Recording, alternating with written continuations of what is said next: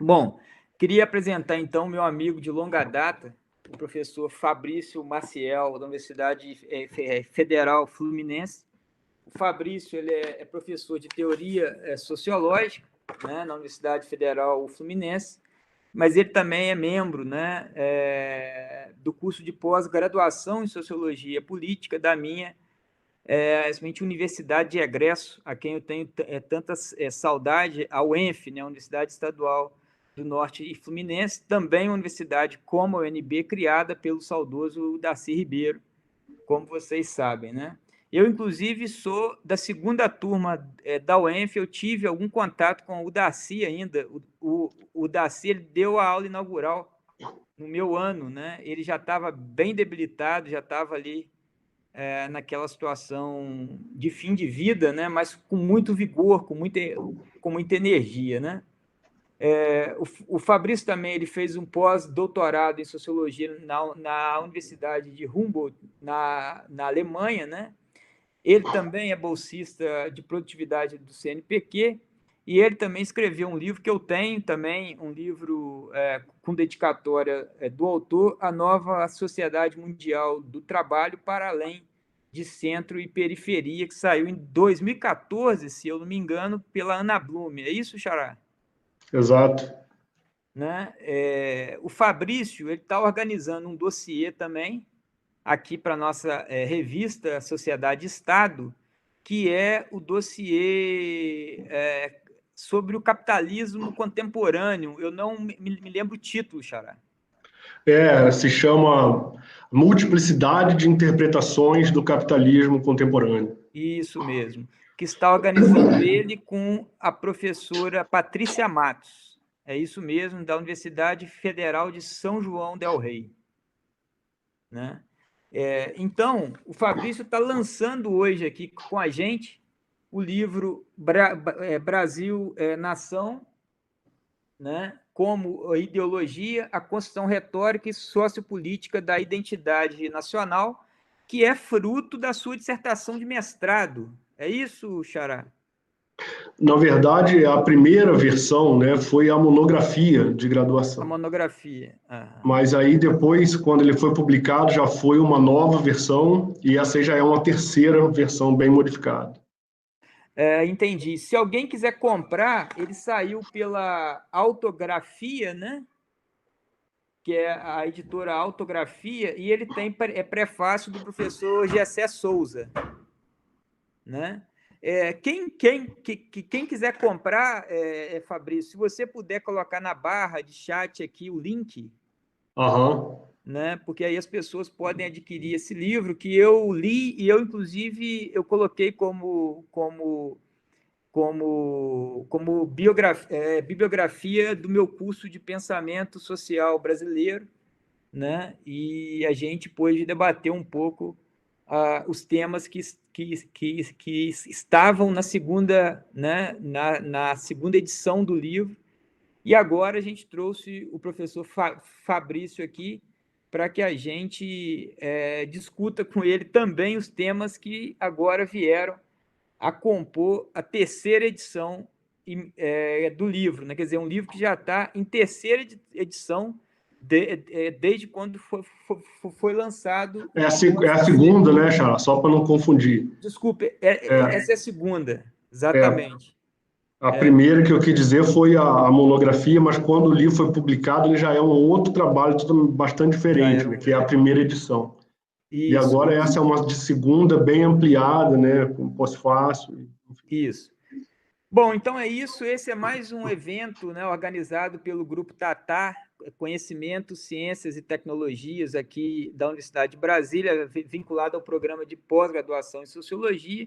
E é também mais um evento promovido pelo Sociolives, né, que é o site do YouTube das estudantes e estudantes, né, do curso de pós-graduação em Sociologia aqui da Universidade de Brasília. Com isso, eu passo imediatamente a palavra ao professor Fabrício, agradecendo desde já ele ter aceito esse convite, né, de apresentar e dialogar com a gente sobre a sua obra.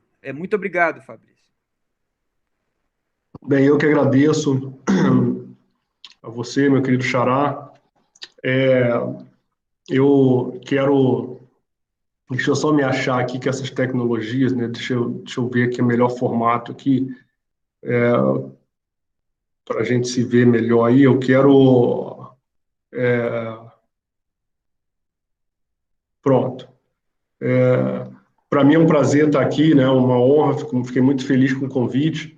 E queria dizer que é um prazer renovado por estar fazendo isso com você, né? Que além do nome tem muito a ver, temos muito a ver aí um com o outro, né? Em termos de história, de tudo, né, de trabalho, né? E estou muito feliz de estar aqui com você. Fico muito, muito grato. E aí acho que a ideia é, como você colocou aí, né? A gente falar aí um pouco do livro, né? Que acabou de sair, eu estou muito feliz com ele, né? Ficou uma edição bem bacana, muito bem feita aí pela editora Autografia aqui do Rio de Janeiro, né? E o livro se chama O Brasil Nação como Ideologia, né? E tem como subtítulo A Construção Retórica e Sociopolítica da Identidade Nacional, né? É um trabalho que foi escrito aí há alguns anos atrás, né? Não vou dizer quanto, para, né, pular esse detalhe desnecessário, e teve a sua primeira edição publicada em 2007 pela editora Ana Blume, né, de São Paulo. E agora, nesse exato momento, eu resolvi fazer essa segunda edição, eu acho que por razões óbvias, né? Se a gente parar para pensar um pouquinho no título, né? O Brasil, nação como ideologia, né? Eu acho que ele nos traz à mente aí uma série de coisas que estão acontecendo hoje no Brasil, né? No Brasil e no mundo, né? Acho que está todo mundo aí acompanhando, todo mundo vendo, né? Nós nos encontramos aí uma situação política, social e moral, né, de extrema gravidade, né? Então, eu não vou ficar falando aqui em detalhes sobre aspectos específicos dessa conjuntura, porque está todo mundo aí vendo na mídia, né? Mas eu queria chamar a atenção para a gente começar conversando que a ideia de fazer esse livro hoje, né, de relançar esse trabalho, né, de parar para relê-lo, né, e fazer uma edição atualizada, que é o que eu fiz, né, ela parte né, de um incômodo que eu acho que é de todos nós aí, diante desse momento extremamente complexo que a gente está passando, né? Todo mundo sabe que o mundo hoje está tomado por um espectro do autoritarismo, né? Com uma face muito nova e muito obscura, né? E muito difícil de se compreender. Então, dito isso, a ideia de trazer esse livro é exatamente a gente fazer o quê, né? O que eu acho, né, Xará, e aí todo mundo que está assistindo a gente, né? Depois eu quero conhecer melhor as pessoas aí, né? Saber o que vocês estão estudando e tal, né? Com o tempo, depois o Xará vai me passando aí, né? O que está acontecendo, gente? A gente está, né? Eu queria fazer um diagnóstico antes de entrar no livro, que é muito simples, né? Eu estou tendo uma sensação que eu acho que eu tenho compartilhado com muita gente, que é o quê? Nós estamos hoje perplexos, né, diante de um processo que me parece ser um processo de deslegitimação do campo político, né? Hoje nós estamos expostos a uma verdadeira novela, que é a novela da política, né? Se você liga, né, a sua televisão ou se você acessa qualquer canal, né, qualquer aplicativo de notícias, você vai ver que é uma novela constante, né? Fabrício Queiroz, né, o nosso xará, infelizmente, com quem nós temos muito pouco a ver, né? Sérgio Moro, aí o problema da água que foi privatizada, aí não sei o quê, aí vem agora Bolsonaro fazendo propaganda da cloroquina e por aí vai, né?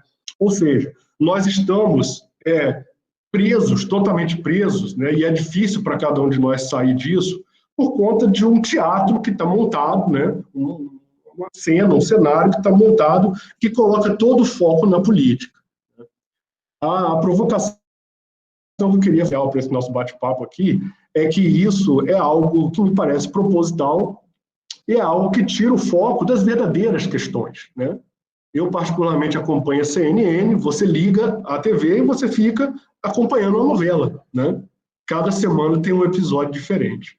Então, eu me senti provocado e na obrigação, no bom sentido, de tentar, de alguma forma, fazer um exercício de fazer o quê? Né?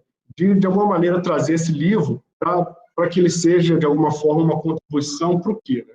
Para que a gente possa, e acho que isso é o esforço fundamental que nós precisamos fazer, né? Em bate-papos como esse aqui, né, em conversa com nossos amigos, colegas e tal, né, família, nós precisamos fazer um esforço de sair, né, de sair aí das ilusões dessa conjuntura. Né? Então, é essa a provocação que eu quero fazer.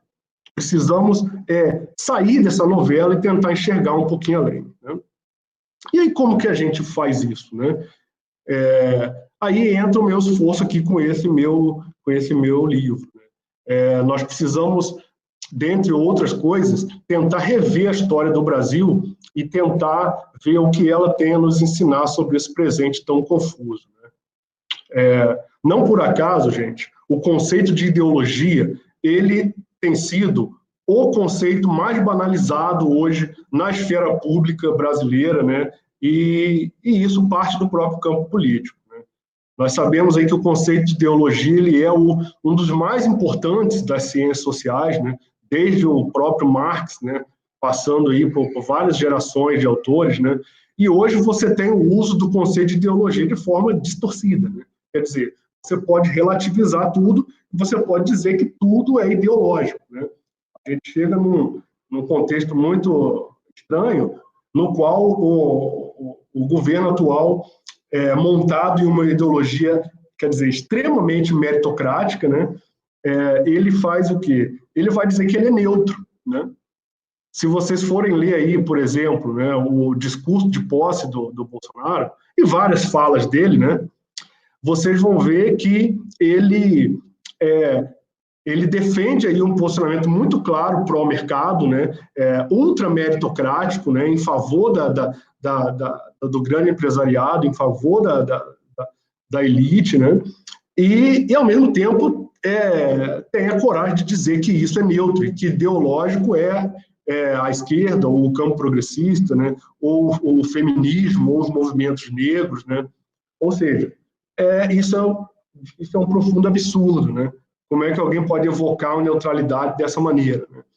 Então, tudo isso me fez trazer esse livro a público novamente para que a gente possa, aí, de alguma forma, fomentar e provocar um debate. Quer dizer, o que eu quero mostrar no livro de forma muito simples é como a ideia de Brasil, né, quer dizer, a ideia de brasilidade, a ideia de identidade nacional brasileira, ela é construída como uma ideologia, né, aí no sentido que vai, como por exemplo o clássico Karl Mannheim vai montar, né? Quer dizer, ela é construída desde o nosso patriarca da independência, que é José Bonifácio, né? Que não por acaso o primeiro autor que eu vou analisar no livro. Né?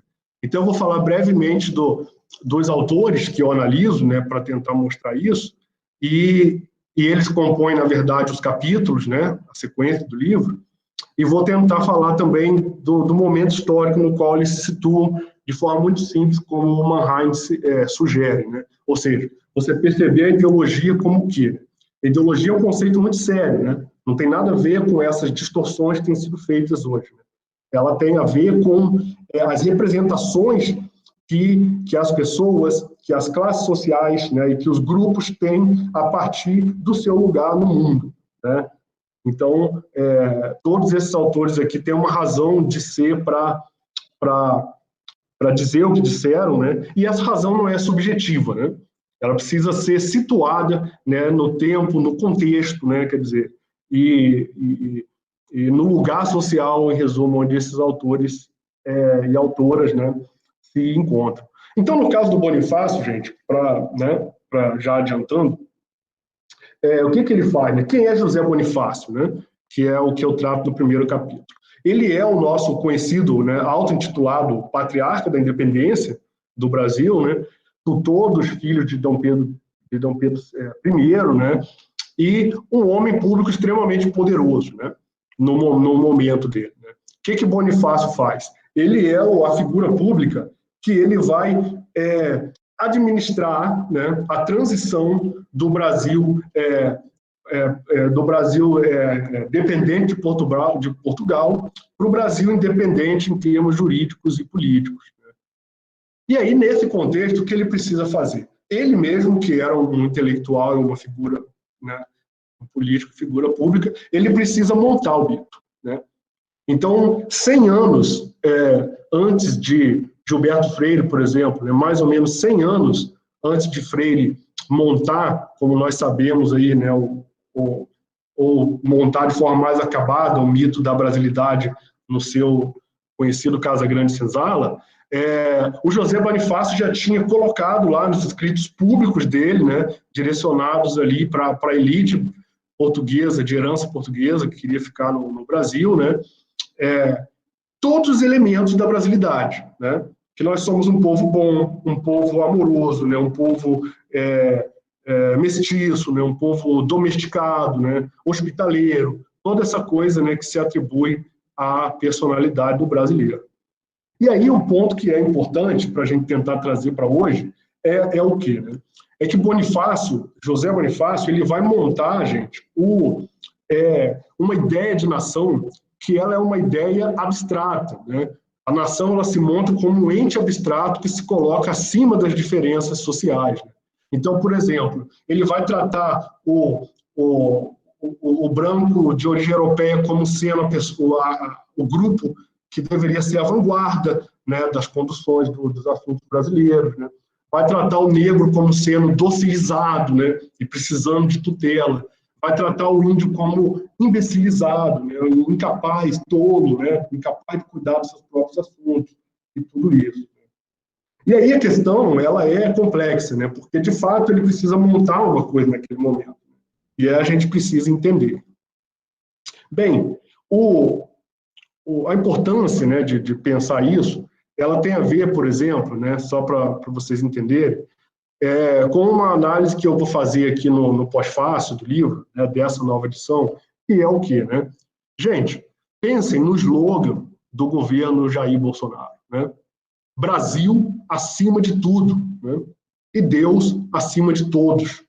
Pensem no que é isso. Né? Quando eu vou reler, né, se vocês forem ler aqui o meu primeiro capítulo, quando vocês vão ler o José Bonifácio, você vai ver que é exatamente isso que há 200 anos atrás está sendo montado. Né? Uma ideia de nação abstrata que vai apagar as diferenças, né? Que vai ter uma função política e conservadora, né? De não permitir que a gente compreenda a nação como ela realmente é. Né? Bem, esse slogan do governo Bolsonaro, ele é um slogan muito complicado, né? Porque ele vai, quer dizer, parem para pensar, né? Qual era o slogan do governo Lula, né, o governo anterior? E isso não tem nada a ver aí com defender PT, não tem nada a ver com partido, né? Tem a ver com coisas de ordem maior, né? Ou seja, tem a ver com o significado simbólico das coisas, né? O slogan anterior, ele era o quê? Ele era Brasil, um país para todos, né? Quer dizer, um slogan multicultural, né? Que inclusive era colorido, né? E que sugeria ali uma outra coisa, né? Sugeria um movimento de inclusão, né? Um movimento de reconhecimento de identidades, inclusão socioeconômica das classes populares, etc. e tal, como nós sabemos. E aí, muito mais do que defender um partido, o que está em jogo, pessoal, é compreender o simbólico das coisas, né? O slogan, ele diz tudo ali sobre aquela conjuntura, né? Ele diz tudo sobre o espírito da época. Né? Então, é muito grave que a gente hoje esteja vivendo numa conjuntura na qual o slogan é o Brasil acima de tudo. Né? E a gente sabe muito bem, né, desde as manifestações de 2013, como a bandeira do Brasil foi utilizada por grupos específicos, né, que não tinha nada de neutralidade, né, em movimentos que foram aí levados a cabo por parte da elite da alta classe média branca brasileira e por aí vai. Então, é uma situação extremamente complicada. E estou dizendo isso para a gente poder voltar ao livro, né, a sequência de autores, e compreender um pouco, no fundo, como esse mito se monta, né, e qual é a força dele. Né? Acho que a questão que está em jogo aqui é compreender o papel do mito na nossa vida, né? Como que o mito é fundamental para que a gente distorça a realidade, né? O mito da brasilidade, o mito de quem nós somos, né? E, mais importante do que isso, né? Não é meramente uma análise simbólica, solta, né, da realidade como tal. O mais importante é a gente tentar compreender como o mito é usado, né, em cada contexto político. Para que ele é usado, né? E aí a gente vai chegar na discussão do contexto atual. Então, dando sequência, o segundo autor que eu vou analisar, pessoal, no livro, que aí vai estar no segundo capítulo, é o Joaquim Nabuco, né, que é o nosso conhecido abolicionista aí, né? Então, o que Nabuco faz, né? Ele se situa ali no final do Império, né? E início da República Velha, né? E ele vai ser um dos autores que vai protagonizar um movimento abolicionista, né? Ao lado, obviamente, de inúmeros movimentos sociais da época, né? E Nabuco vai escrever no seu grandioso livro, O Abolicionismo, né? O que talvez seja o início da sociologia política no Brasil, né? Eu considero essa obra um marco, né, uma obra do pensamento brasileiro que é pouco lida, né? Hoje Nabuco é lido e citado de forma escolástica, né? As pessoas ficam pegando as historinhas belos livros dele, né? O Estadista do Império, né? A própria autobiografia dele, que são livros bonitos de ler, né? Mas a análise, de fato, né, que ele vai fazer sobre o Brasil, ela se encontra em dois livros, né? Primeiro, no livro chamado A Escravidão, que é um ensaio de juventude de Nabuco, e na sua grande obra, na minha opinião, que é O Abolicionismo, né? E esse livro, ele é o quê? Ele é um tratado, né? Um tratado político, né? Um tratado de intervenção, né? De chamado à consciência, né? Para que o Brasil enfrentasse o problema da escravidão, mas, ao mesmo tempo, ele é uma das análises mais profundas, né, que eu já li sobre o Brasil no século XIX, né? Eu considero a mais bonita e a mais profunda de tudo que eu consegui ler, né? E digo isso porque Nabuco faz o quê, né? Ele faz uma análise da moralidade da escravidão, né? Isso que eu estou dizendo no capítulo 2. O que é a escravidão, né? Além de um problema, além de ser economicamente improdutiva, né? A escravidão, ela é moralmente repugnante. E aí a gente precisa entender isso, né? Ali, quer dizer, está fazendo ali uma crítica profunda à geração de José Bonifácio e ao próprio Bonifácio, né? E nós precisamos entender o problema, né? Quer dizer, você não vai agir, não vai mudar o mundo se você não compreende profundamente o problema, né?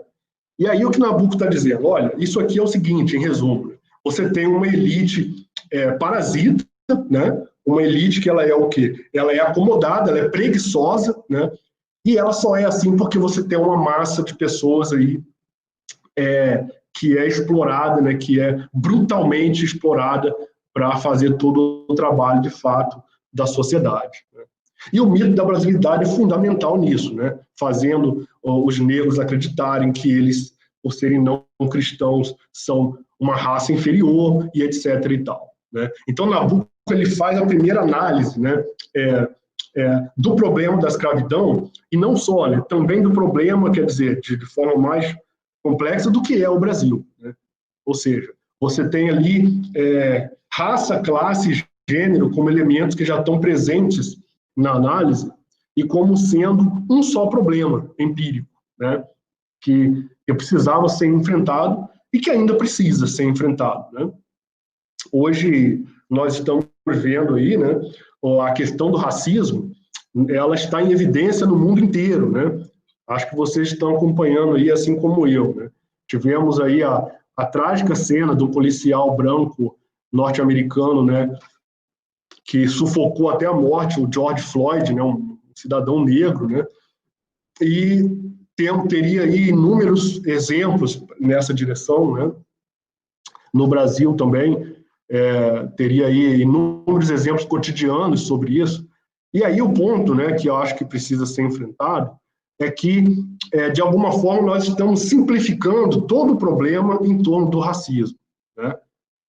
A mídia está focando, né? Eu fiz uma breve pesquisa agora há pouco aqui, né, sobre os principais livros vendidos na Amazon, por exemplo, e você tem os 5, 6 ou 7 primeiros são só livros sobre racismo. De Jamila, né, Ribeiro, por aí vai.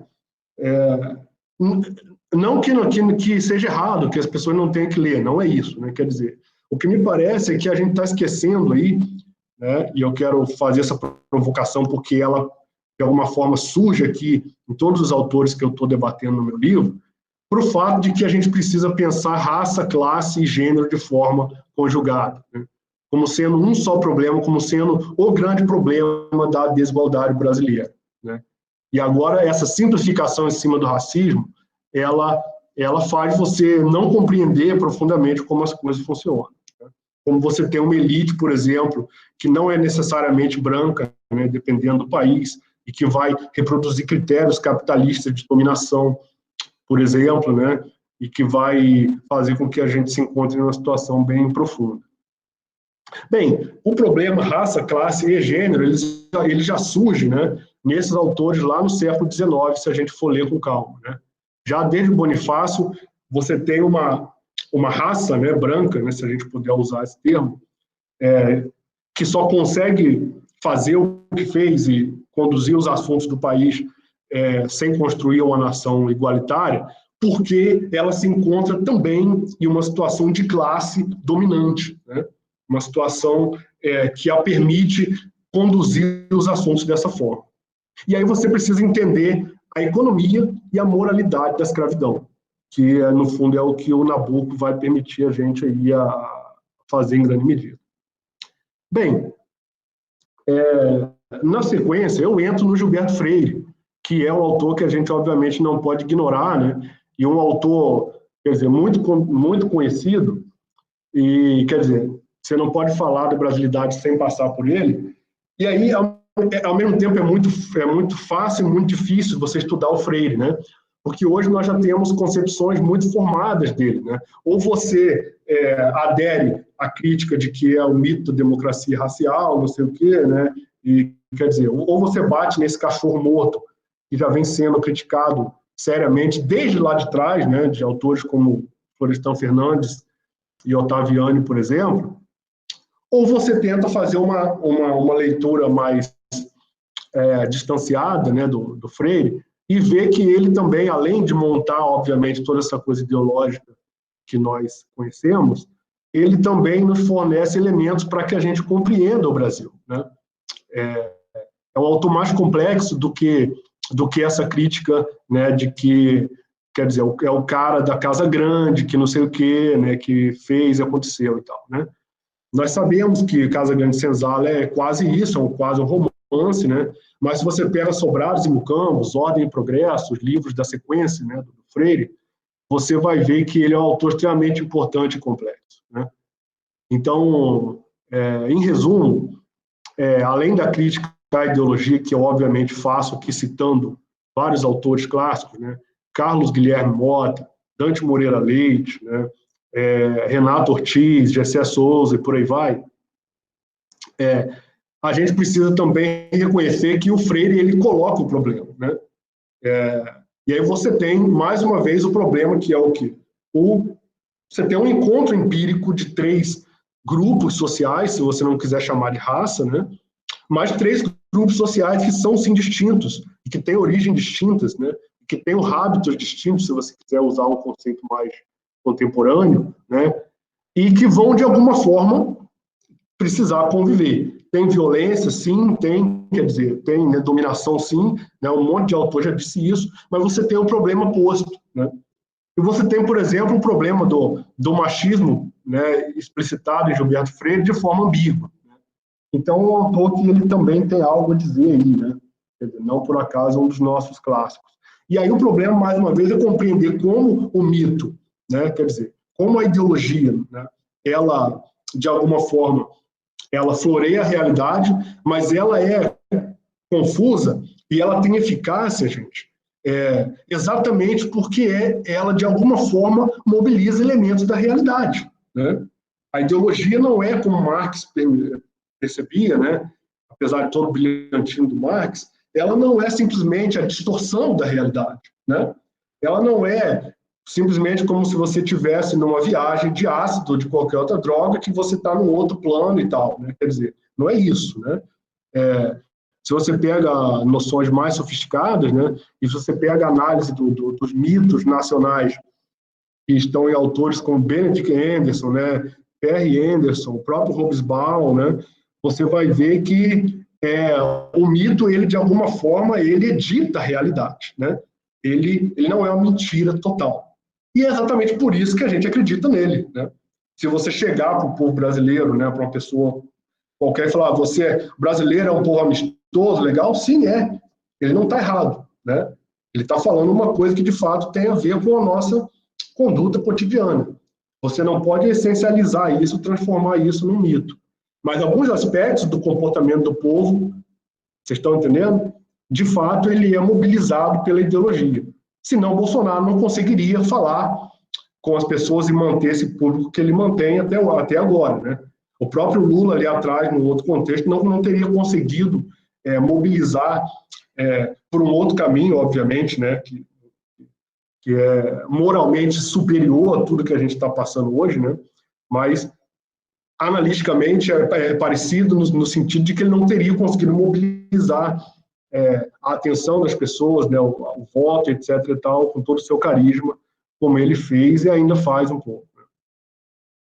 Daí a importância, sabe, pessoal, de nós compreendermos, né, a teoria, né, e tentarmos não ficar só, quer dizer, no senso comum, só lendo a coisa da conjuntura, né, essa coisa dos dois lados, que no fundo cai nisso, né, xingar Bolsonaro, não sei o quê, e aí a esquerda briga entre si, a direita briga entre si, não sei o quê, essa coisa toda, né. Então a gente precisa estudar aí, né, ler os autores com calma, né, para que a gente compreenda como que é complexo, né.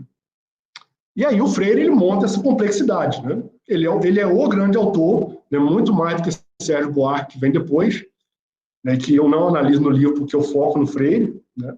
Ele vai montar o mito e vai ter eficácia exatamente por causa disso, porque o problema, de fato, existe. Você tem as três raças, né, e você tem um acasalamento entre elas. Você não pode negar isso. Você tem um acasalamento no sentido de que elas precisaram conviver, né.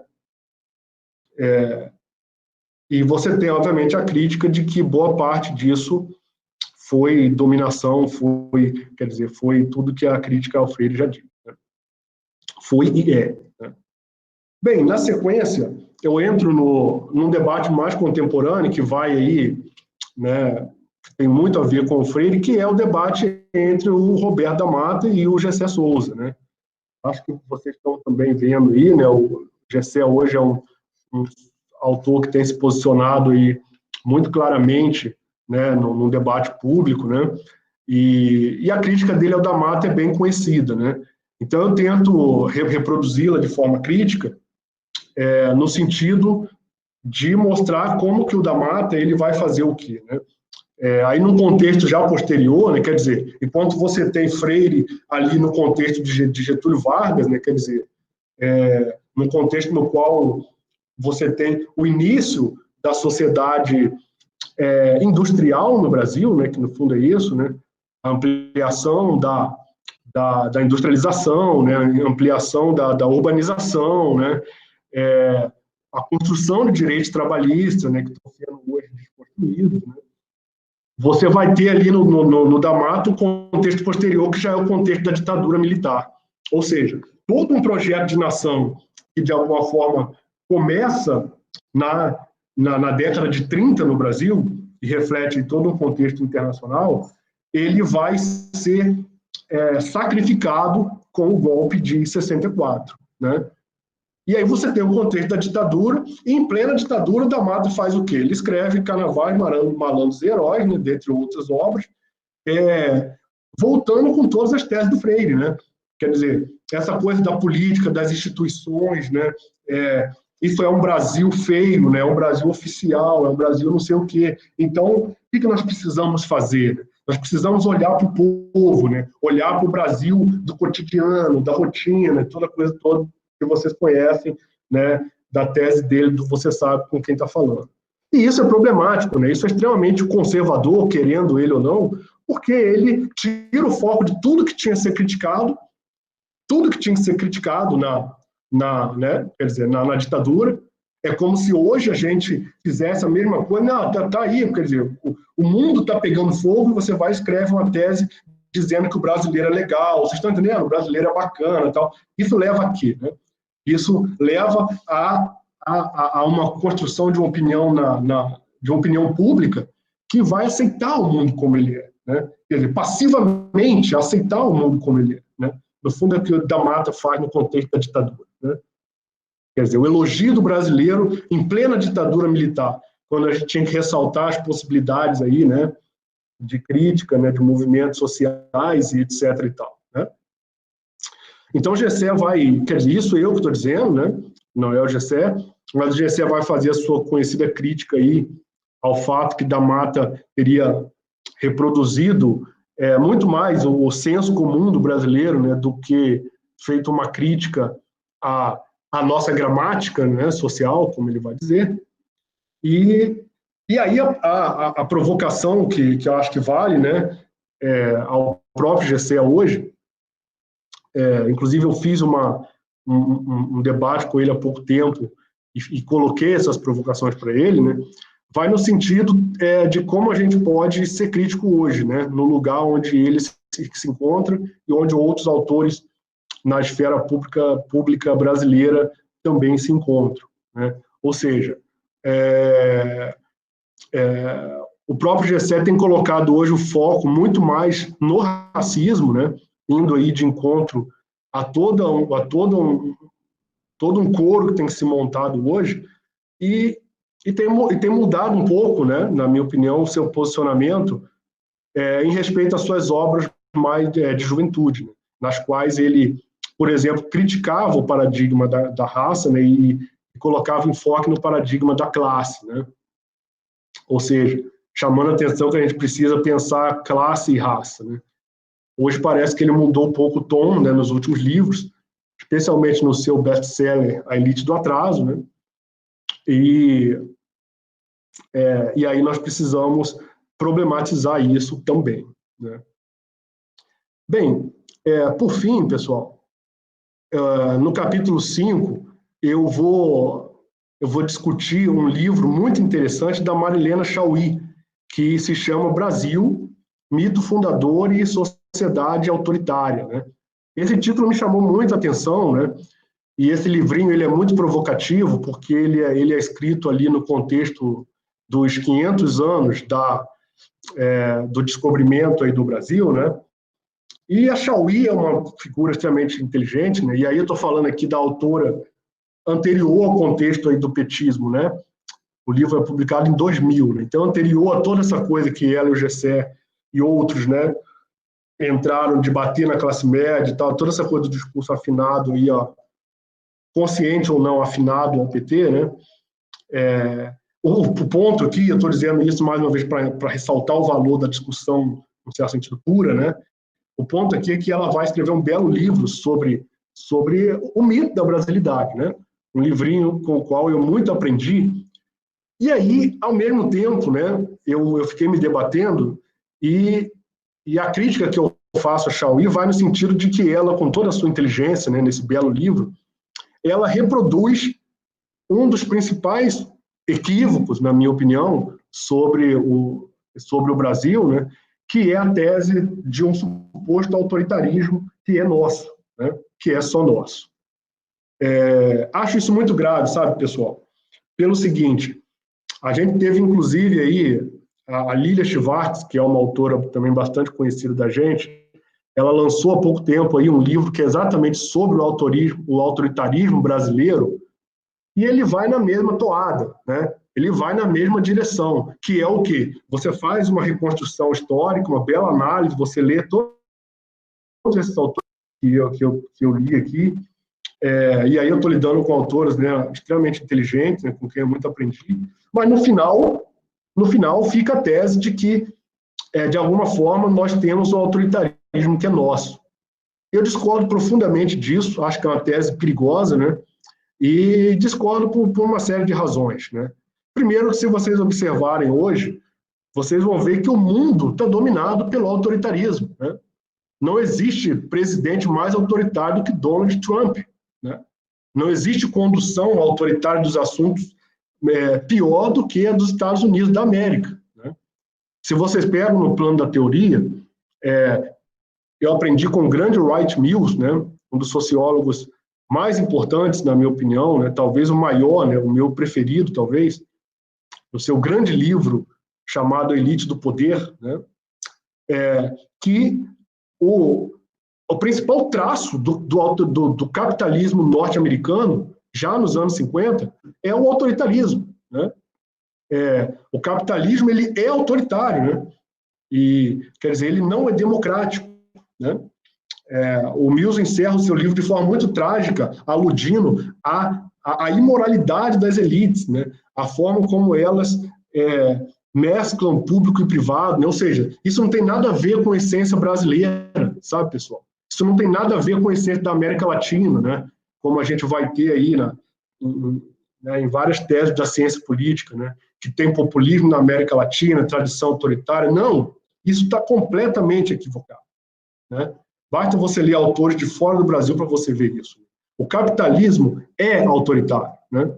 E especialmente hoje, você falar em autoritarismo, né, com 30, 40 líderes autoritários no mundo conduzindo as coisas de forma muito semelhante, né, se você considera que é um sistema global, não tem como sustentar a tese de que o Brasil é essencialmente ou mais autoritário do que outros países. Isso é muito difícil de se sustentar. Por fim, pessoal, para começar a encerrar, que eu acho que já perdi aqui a noção do tempo, e para a gente ter um tempinho para debate aí também, eu tento fazer uma análise final, e aí eu fiz um pós-fácil novo, né? E aí, antes de falar isso, eu queria ressaltar também, né, que o livro conta com um prefácio antigo do GCE, um prefácio da primeira edição, e conta também com um prefácio da edição atual do nosso querido colega, professor de vocês aí da UNB, que é o Edson Farias, né? Que é um sociólogo da cultura, profundo conhecedor do tema, me brindou aí com um belo e profundo prefácio para essa nova edição, a quem eu sou aí bastante grato, né? Então, Edson, muito obrigado. Mais uma vez aí eu registro a tua disponibilidade. E antes de falar da análise final do pós-fácil, em resumo, pessoal, por que eu fiz tudo isso, né? Para a gente caminhar para o encerramento. Por que essa viagem no tempo, né? Quer dizer, a ideia é perceber como, desde José Bonifácio, você tem o ideal de nação construído, uma ideologia, né? Um mito, de acordo com a literatura que você for mobilizar para explicar isso, e você tem o uso específico de aspectos desse mito, né? Somos autoritários, ou, quer dizer, hoje, né, Bolsonaro, não sei o quê, você sai do Brasil, as pessoas vão falar isso, é isso mesmo, Brasil lá, aquele país autoritário lá, né? E você tem a mobilização de aspectos do mito de acordo com a necessidade do contexto político, né? E aí, para entender isso, a gente precisa entender o conteúdo do mito, né? Então, o que eu defendo no livro, enquanto tese central, é o seguinte: analisando todos esses autores, eu acho que o conteúdo do mito brasileiro, ou da ideologia brasileira, ele é um composto, pessoal, entre elementos desse mundo natural, no qual nós nos situamos, né, e elementos do mundo sobrenatural, né? E aí eu estou bastante inspirado em Max Weber, né, que não por acaso, quer dizer, inspirou uma série de trabalhos nessa direção, e está agora completando, né, inclusive vale o registro, né, completando aí 100 anos, né, da sua morte. Então, o grande Max Weber, ele vai explicar isso, né? Você tem o quê? Você tem uma concepção mágica do mundo em determinados momentos históricos, né? No caso do mito brasileiro, eu não estou dizendo que o Brasil é pré-moderno, não acho isso, mas o conteúdo do mito da brasilidade, ele é um conteúdo mágico, né? No sentido de Max Weber. no sentido de que ele mobiliza elementos do mundo sobrenatural e do natural como se fosse uma coisa só. Isso está na nossa ideologia. Querem ver como? Os principais aspectos do mito, desde Bonifácio, são 4 elementos, né, na minha opinião. São a figura de Deus, né, a política, o próprio povo, né, e a natureza. Não é isso? Se vocês pegam em Lula, você tem ali toda a coisa da brasilidade, do povo, né, aquela coisa toda. O próprio Lula é a figura nordestina e tal. Né? Se vocês pegam no Bolsonaro, você tem no próprio slogan, né, Deus acima de tudo. Estão vendo? Né? Então, quer dizer, não é por acaso. Né? Isso cola, isso estabelece uma conexão afetiva. Né? Isso mobiliza o sentimento das pessoas. Né? E aí, ao mesmo tempo, está a política. No caso do Bolsonaro, é o quê? A antipolítica, né? Antipolítica, estou rompendo aqui, não sei o quê, né? Ao mesmo tempo, o povo, né? Quer dizer, quem fala mais, né? Quem fala melhor com o povo hoje do que Bolsonaro, né? A gente está numa bolha da classe média, né? O bicho está pegando, a gente está lendo aqui, né, os nossos livros e tal, inclusive o meu, e quem fala com o povo, gente, fora da bolha, é Bolsonaro, né? É ele que vai dizer, toma cloroquina, né? Vocês estão entendendo como a coisa funciona, né? E como o mito é mobilizado? É Brasil acima de tudo. E aí, quer dizer, para bater na coisa e para você culpar a esquerda, né? Por tudo que aconteceu e tal, você precisa criar essa guerrinha moral ideológica, né? Aborto, não sei o quê, né? Mamadeira de não sei o quê, essa coisa toda, né? Para quê? Para você conquistar a adesão do povo. E aí você mobiliza o sentimento do povo. Né? Você mobiliza, vocês estão entendendo? E estão entendendo como é complexo? Lula mobilizou para um outro caminho, né? E agora, para justificar todo o autoritarismo, o projeto global desse capitalismo insano no qual a gente está vivendo, você tem a figura de um Bolsonaro que vai ser perfeita para dizer essa coisa, né? Então, quer dizer, é o povo que acredita em Deus, é a família, né? É toda essa coisa que vai voltar aí em elementos do nosso mito, né? No caso de Vargas, ele mobilizou a coisa do povo, a coisa da grandeza, da natureza e tal, tudo que está lá no Freire, né? Da Mata, sem querer, ele vai, né? Não estou culpando nenhum autor, obviamente, ele vai na ditadura ali reforçar essa coisa, né? Do povo bom, passivo, não sei o quê, enquanto você tem uma ditadura acima desse povo. Estão entendendo? Né? É assim que a coisa funciona. Então, a tese central é essa, né? O mito da brasilidade, ele é composto, ele é um mito mágico, né? A gente acredita numa magia, né? A gente acredita num todo, num cosmos, né? Que na antropologia o pessoal vai chamar de éter, né? No Marcel Mauss, por exemplo. E é por isso que a gente vai irracionalmente, aí, como povo, aderir, né? De forma crítica ao que certos governos vão dizer, né? Bem, no pós-fácil eu tento fazer essa análise para fechar de fato e tento mostrar qual é o perigo disso, sabe, pessoal? Qual é o significado profundo, né, de você sair de um contexto que também era ideológico, vamos lá, né, a gente batia no Lula, né, no PT ou nas lideranças de esquerda, né, mas a gente sai de um contexto que moralmente era um contexto que não ameaçava a vida das pessoas, né? Você sai do contexto que, com todos os problemas e todas as críticas, é um contexto que é simbolizado pelo slogan Brasil para todos, né? Uma nação para todos, multicultural, né? Que reflete aí um contexto internacional, né? E agora você tem o slogan Brasil acima de tudo e Deus acima de todos, que diz tudo, né? Que diz tudo. Que não por acaso vai aí apagar a diferença, né? Vai tirar todo o foco das questões que precisam ser enfrentadas, né? A gente está aí no meio de uma pandemia extremamente grave e o nosso primeiro problema é a presidência da República, né? A gente não vai enfrentar o problema da pandemia se a gente não enfrentar o nosso primeiro problema, que é a política aí reduzida, né, a toda essa distorção, a todo esse uso ideológico vazio, né, vazio no sentido de não ter nenhuma proposta de construção nacional, né, e vazio no sentido retórico, né, que eu adoto aqui no livro, no sentido de que você tem, no fundo, só a ideologia, né? No fundo, a coisa é essa. Se você não tem um projeto, se você não tem a construção de algo sólido, o enfrentamento de fato dos problemas, você vai ter um discurso muito bem montado, né, que está aí em todas as falas do presidente, né, e em vários episódios, o discurso de posse do Sérgio Moro, por exemplo, né, quer dizer, aquela cena fatídica, né, da reunião deles que é filmada, né, e de como que depois ele vem a público, né, com os militares por trás, são vários episódios, né, na verdade. Vocês estão entendendo? Montando toda essa coisa simbólica, né, e a presença dos militares ali de forma muito simbólica. No fundo, está sendo dito é o quê, né? Ó, a força está aqui, né? Se precisar, vocês estão entendendo? Se precisar, a gente chega junto aí e vê essa parada. Resolve esse problema, né? Estão entendendo? E não é brincadeira, né? Não é essa coisa só, estão ali de fachada, não. Tem um poder, né? Tem um poder que está sendo mostrado. Olha, não brinquem, porque aqui, ao mesmo tempo, é uma coisa séria, né? Quer dizer, você mantém o povo, né? Você administra os sentimentos populares com a ideologia, com o mito, né?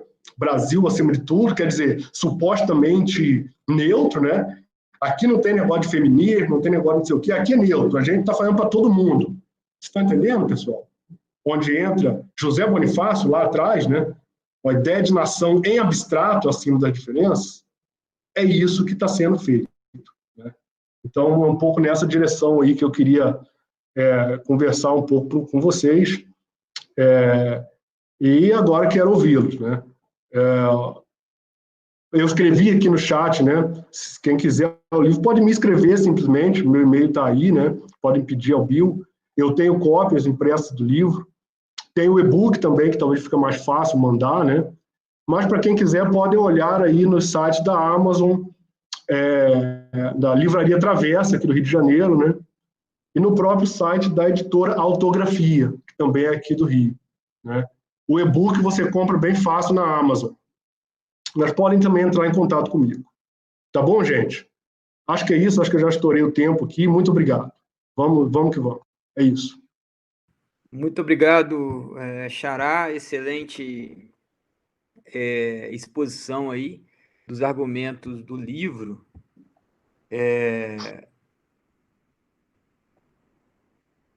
A gente já tem uma colocação aqui do Marcos, mas antes eu queria colocar um pouco das minhas impressões e leituras, né, que eu tinha feito do livro. E tem um elemento que passa ao livro e que me interessa sobremaneira, que é vamos dizer assim, o paralelo que se coloca entre uma certa dimensão das ideias, né? Que quando a gente fala de ideologia, nós podemos pensar como um sistema relativamente organizado e estruturado de ideias, e, por outro lado, a dimensão estrutural da sociedade brasileira. Eu diria até no sentido econômico mesmo, das relações de classe que emergem a partir das relações econômicas que são estabelecidas. A gente pode complexificar um pouco essa definição de classe, mas no Brasil a desigualdade ela é tão intensa, né, que ela está aos olhos vistos, vamos dizer assim, que isso não tem como você, da maneira como você colocou no começo, não tem como a gente deixar de olhar para essa dimensão, mesmo quando nós estamos falando de questões super importantes, né? Eu diria imprescindíveis também, como são as questões raciais, as questões de gênero, né? Que perpassam isso. A minha questão é como é que você estabelece essa relação entre a dimensão ideológica e a direção de base e a dimensão estrutural. Em Marx, isso é claro, a gente sabe, né? Existe aí uma relação dialética entre essas duas dimensões, e de modo que eu tendo a pensar hoje que a dimensão ideológica, e parece que o seu trabalho fala exatamente isso, ela é fundamental para a reprodução do tipo de desigualdade que nós temos e para a reprodução do padrão de exploração do povo brasileiro, né? E isso quer dizer, nós precisamos de uma ideologia para continuar né, com esses padrões, vamos dizer, de reprodução social que tem a ver com uma desigualdade absurda e um grau de exploração, em alguns sentidos, em alguns momentos, justamente escravagista. O que eu diria é o seguinte: é inegável que a condição da classe trabalhadora brasileira melhorou muito nos últimos 20 anos. Né? Se você pega a melhoria do padrão de salário mínimo, etc. Né? E a partir disso, ou seja, com essa mudança estrutural, essa ideologia que você tão bem descreve, ela foi atualizada de alguma forma. Né? Agora, você não consegue conceber essa atualização a partir da ideia de falsa consciência, porque é muito estranho que houvesse uma melhoria das condições da classe trabalhadora e essa classe trabalhadora tivesse contribuído para a eleição, por exemplo, do Bolsonaro, que tem no Ministério da Economia o Guedes. Né? O que eu queria dizer é o seguinte: quando ocorrem essas fraturas, né, que geralmente ocorrem, eu diria, entre essa dimensão ideológica e essa dimensão estrutural, soa às vezes muito estranho e leva a gente a pensar um pouco na ideia de falsa consciência, né, de como é que a ideologia é utilizada para falsificar uma realidade, né, para encobrir uma realidade. Mas me parece que você não vai muito nesse sentido, né? Enfim, eu queria ouvir você um pouco a respeito disso. Enquanto o professor fala, eu queria abrir para as inscrições das perguntas. Né? Perfeito, meu amigo. Eu acho o seguinte, eu acho que é uma questão bem difícil, sabe? A questão teórica, né, que a gente precisa ter, né? Acho que estamos aqui para isso. Né? O Marx é muito bom, muito sofisticado. Né? A gente hoje lê o Marx aí, economicista, né? O Marx, boa parte da sociologia do trabalho e tal, né? Eu acho que a ideia, quer dizer, não é simplificar o Marx, né? Mas a gente pode enfrentar o problema aí se remetendo ao que vem depois, né? O próprio Mannheim, eu acho que ele é um leitor de Marx, né? Profundo leitor de Marx, e ele vai tentar sofisticar a coisa. Não é simplesmente uma distorção, eu acho, de forma muito simples, porque a distorção dá a impressão que tudo está distorcido, entende? Né? Talvez não seja o melhor conceito. A falsa consciência é como se tivesse tudo distorcido. E não está tudo distorcido. Né? As pessoas possuem uma consciência parcial das coisas. Está entendendo? No sentido que eu acho que dá para ir. É uma consciência parcial, né? No Mannheim é um pouco isso. Você, quer dizer, nossas ideias refletem quem nós somos, né? Não é uma distorção. Você acredita de fato nas coisas e existe uma meia-verdade, né?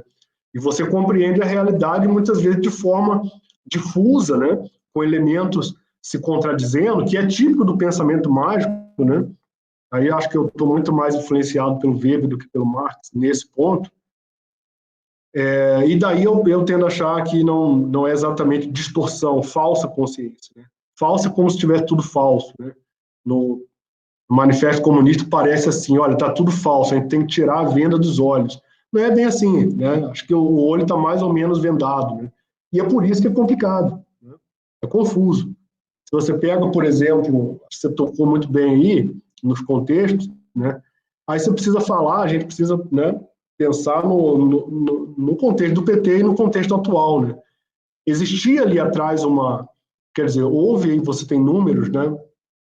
Uma melhora de 40 milhões de brasileiros, né? E você tem também, no certo sentido, um teor ideológico que vai ser muito protagonizado pelo PT, no sentido, por exemplo, de falar em batalhadores brasileiros, né? Que é um termo, quer dizer, que conduziu uma pesquisa na qual eu mesmo participei, né? Sob a coordenação aí do professor Gessé, né? Sob provocação do então ministro Mangabeira Unger, né?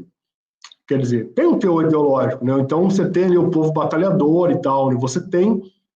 Mas você tem nesse sentido, né? De uma meia-verdade, eu acho. Porque, de fato, o povo trabalha e tal, né? Mas, quer dizer, o que significa isso profundamente, né? E agora você tem o dado da classe trabalhadora que eu acho que aí vai, né, voltando ao seu ponto empírico, que quer dizer, se você tenta juntar alguns dados que estão bem confusos e que, inclusive, estão sendo meio que de propósito omitidos aí, você tem esses 40 milhões de volta ao lugar onde eles estavam, né? Ou seja, é a classe trabalhadora precarizada e sob condições de indignidade, né? E então agora, entende? Não faz sentido você chamar de batalhador e tal, né? Quer dizer, isso some, né? Você precisa montar outra coisa, porque o povo está na opressão, né? Você teve ali um movimento estrutural, como você está dizendo, no sentido aí de que essas pessoas puderam ter a melhor inserção no mercado, né? Então a adesão do governo a elas foi outra, né? E delas ao governo, leia-se a figura do Lula. Agora você tem uma adesão que precisa ser nesse sentido perverso, que é hoje, exatamente para você negar a profundidade da indignidade na qual, na verdade, se você for ler os dados de fato, se encontra aí 60% da população brasileira, né? É extremamente grave. Então, um pouco nesse sentido, sabe? E aí, por fim, eu gosto muito da forma como o Boltanski e a Schiapello lidam com o conceito de ideologia, e aí não está nesse livro, né, que são coisas posteriores que eu estudei, que estou estudando, que vai no sentido de mobilizar uma tradição mais não marxista, né, mais sociológica e antropológica também, de pensar as ideologias como representações, né? E empiricamente é importante porque eles vão perceber e vão conseguir mostrar com muita maestria como o capitalismo engole as críticas, né? Ou seja, ele reage ideologicamente às críticas ideológicas que ele recebe, né? Então, acho que a coisa do Boltanski e Schiapello é muito pertinente, até por ser mais atual, né? Porque, no fundo, eles pegam isso, né? Você tem, quer dizer, os anos 60 ali, toda a crítica estética e social ao capitalismo, e o que o sistema faz? Ele engole. Ele hoje diz que ele é inclusivo, né? Como uma pesquisa atual que eu estou fazendo com executivos, né? Você tem a Raquel Maia, mulher negra, né? Então você vai dizer para a população negra, é possível, você chega lá e tal, entende? E aí a mesma lógica se aplica aqui ao contexto, quer dizer, Lula-Bolsonaro, né? Quer dizer, você tem uma coisa de uma crítica também estética, progressista e tal, né? À desigualdade, e rapidamente você tem a reação ideológica do capitalismo, que é bater brutalmente nisso, de cima para baixo, né? O negócio nós somos neutros, só que o neutro defende a ideologia do mérito, como está no discurso do Bolsonaro. Então, acho que, relendo o nosso querido Marx, né, e passando por esses autores aí, a gente consegue, talvez, apontar algumas pistas. Muito obrigado, Xará. Nós temos, o Marcos fez uma colocação aí, te dando parabéns pela palestra, né? Falando que as resenhas que aparecerem sobre o livro da Lília, na verdade, reforçam, né, a nossa suposta essência autoritária, né? Aí eu passo a palavra para o Cícero e imediatamente ao professor Ivan. Então, o Cícero fala, depois o Ivan, aí o Fabrício retorna para respondê-los. Cícero. Boa tarde a todas e todos novamente, professor Fabrício Marcel, obrigado pela exposição. Professor Fabrício, obrigado por estar proporcionando esses eventos durante a quarentena, que têm sido bem legais, assim, as temáticas, os pesquisadores, professores que têm vindo, têm contribuído muito. E, professor Fabrício Marcel, vou lhe dizer aqui, sem querer ser chat, que o seu livro já entrou aqui na minha fila de leitura. Ele me suscitou várias questões aqui, mas, infelizmente, para não ser... não tomar muito do tempo e todo mundo poder colaborar aqui, eu vou tentar focar aqui num ponto. É interessante quando o senhor fala que o capitalismo é autoritário, porque se a gente olhar hoje para a teoria social, seja ela marxista, liberal e em certa medida até conservadora, mas uma conservadora mais esclarecida, né, menos mitológica nesses termos que o senhor trabalha, isso meio que já se tornou um consenso, né? Então, por exemplo, do lado marxista a gente tem a Ellen Sinkin Woods, que lá nos anos 2000 lançou aquele livro, né, Democracia contra o Capital, na qual ela mostra que principalmente um capitalismo daquilo que a gente chamaria hoje de neoliberal, né, tem se tornado uma grande arma contra a própria manutenção da democracia liberal, né, corroendo as bases aí do que seria a cidadania historicamente construída.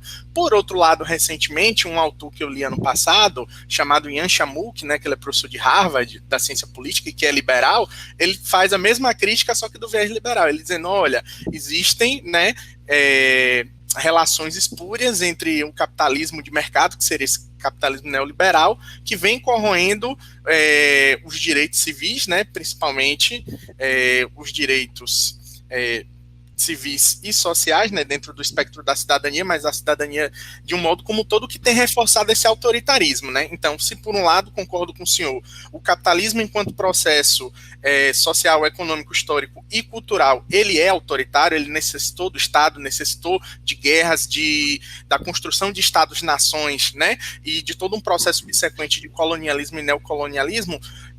Por outro lado, também ele não tem sido reforçado por novas ideologias econômicas, políticas, né, esse traço autoritário, e aí chegando ao Brasil, e aí tentando fazer essa interlocução com as nossas pensadoras e os nossos pensadores, a professora Lília Schwartz, não estaria, de certa maneira, correta, porque quando a gente observa a trajetória histórica do Brasil, pegando desde o seu processo de, aspas, descobrimento até a nossa nova república pós-88, se a gente observar os diferentes governos e os ciclos, tanto ideológicos quanto político-institucionais, a gente vê muito mais a presença de momentos autoritários e a prevalecência de ideologias em caráter hegemônico autoritárias, principalmente nos momentos de maior pulsão do capitalismo no Brasil. 30 com Vargas, 37 com a consolidação, né, capitalista meio de tons fascistas, autoritários, corporativistas do Estado, depois de 64 com os militares, né, e aí a gente vê um certo autoritarismo soft, né, ensaiando ser neoliberal com FHC, até que agora a gente retorna com um capitalismo neoliberal escancarado e autoritário com Bolsonaro. Então, de certa forma, não estaria a Lília, e aí eu concordo com sua crítica, né, mas não estaria também a Lília certa de trazer que não é que o autoritarismo ele seja uma característica genética do brasileiro, mas é como o autoritarismo ele foi ao longo do tempo fomentado durante toda a trajetória, né, na nossa construção, enquanto sociedade, enquanto país, enquanto nação, enquanto governos, né, e isso reforçado culturalmente, né, sendo então autoritarismo sempre um valor ali latente que ora se manifesta com mais força, ora se manifesta com menos força, a depender dessa conjuntura econômica do lado das instituições econômicas capitalistas, política dependendo da orientação político-ideológica, governamental e social, de acordo com esse vai e vem da nossa cidadania? Obrigado. Beleza. Eu passo Fabrício, a palavra ao professor Ivan, então, para ele tecer os comentários, e aí depois eu passo a você. Professor Ivan, por favor.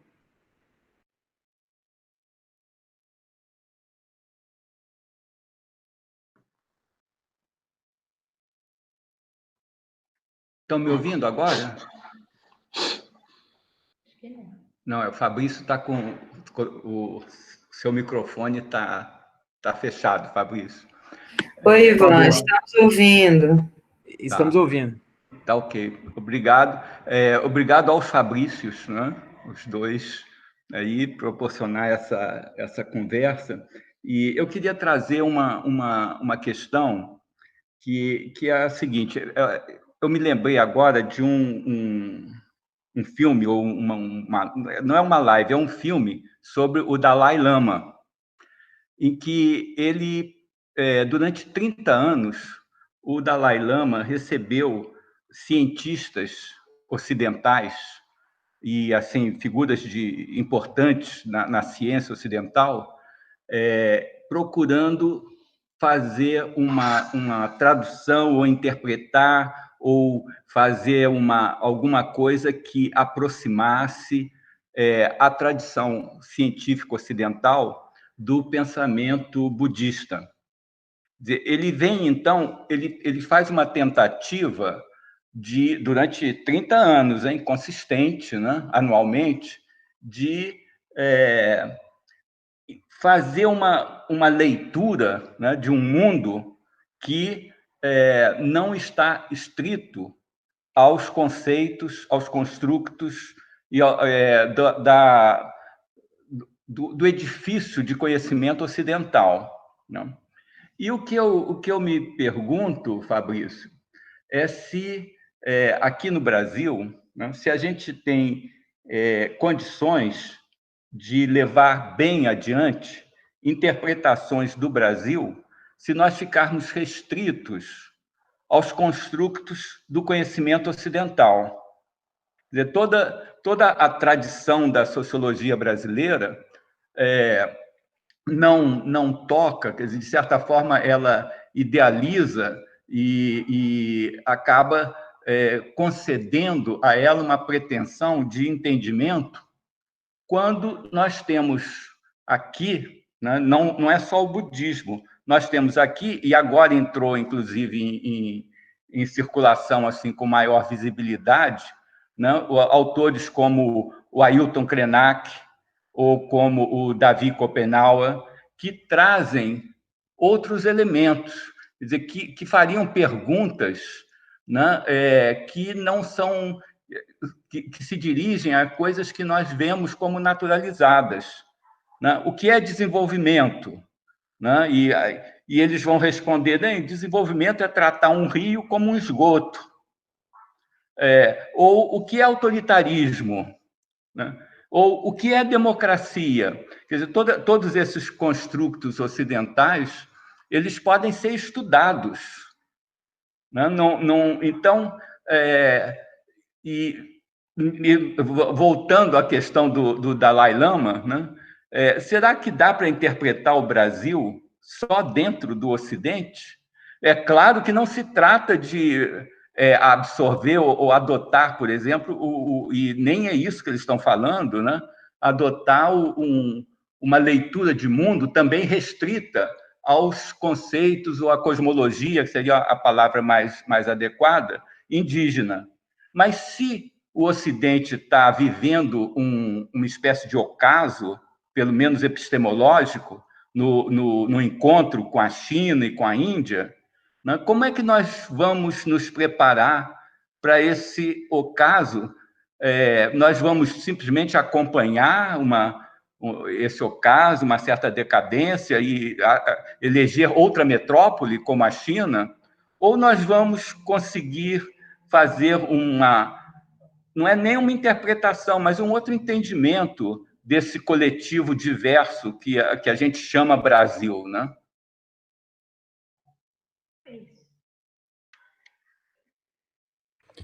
Olha, fantástico aí as intervenções, hein?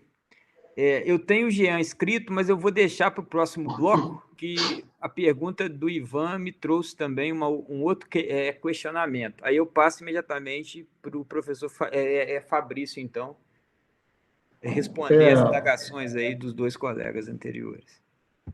Nossa, são excelentes questões, né? Não sei se eu vou responder, mas vou fazer uns apontamentos. Eu acho o seguinte, gente. Primeiro, o Marcos, que ele escreveu aqui, né? Muito obrigado aí a todos, né? Então, a questão do Marcos foi, né? A Lília reforça o mito, né? E ele fala das resenhas, né? Que todas elas reforçam. Sim, porque o que acontece? É a nossa crença, né, Marcos? A gente acredita nesse paradigma, né? Se você pega a Marilena Chauí, com todo o esforço crítico, quer dizer, não se consegue romper com esse nosso paradigma, né? Se você pega, por exemplo, né, no outro plano, Francisco Verfort, né, lá atrás, quer dizer, uma coisa, América Latina é o lugar do populismo, né, e do autoritarismo. E aí a gente, quer dizer, as pessoas vão fazer resenhas e vão reproduzir essa coisa, né, que é muito típica do que eu gosto de chamar do nosso nacionalismo metodológico, né?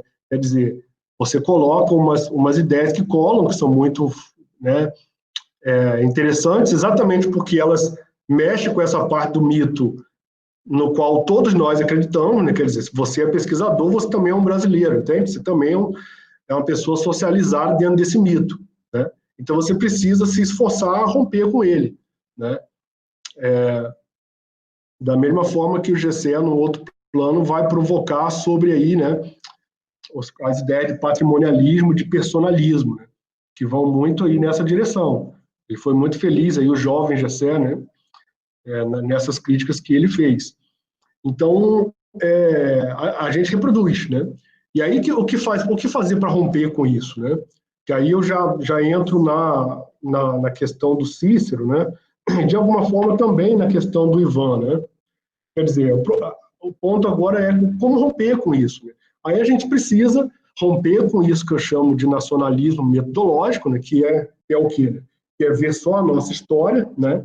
Editada do resto, né? Editado do Ocidente, você pode dizer, indo aí um pouco no ponto do Ivan, e aí você precisa reconstruir.